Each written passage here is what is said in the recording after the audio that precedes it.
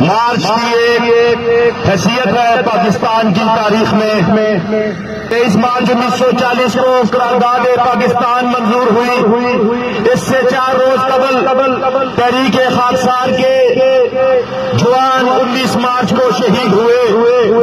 12 مارچ 1949 کو قرارداد مقاصد منظور کی گئی۔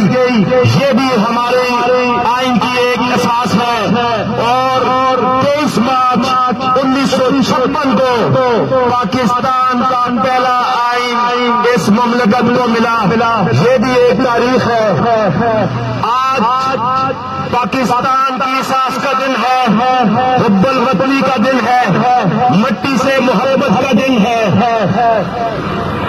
ہمارا یہاں بیٹھنا ایک عزم کو ظاہر کرتا ہے، کوشش کو ظاہر کرتا ہے، ولولے اور جوش کو ظاہر کرتا ہے۔ آج یہ تقریب جو اپنے اختتام کو پہنچ چکی، میرے مولا میری دھرتی کو سلامت رکھنا، میرے مولا میری دھرتی کو سلامت رکھنا، لہلو یا کوسی مٹی کو سلامت رکھنا، میری دھڑکن میری پہچان میرا اسباب وجود، میری دھڑکن میری پہچان میرا اسباب وجود، میرے خالق میری ہستی کو سلامت رکھنا۔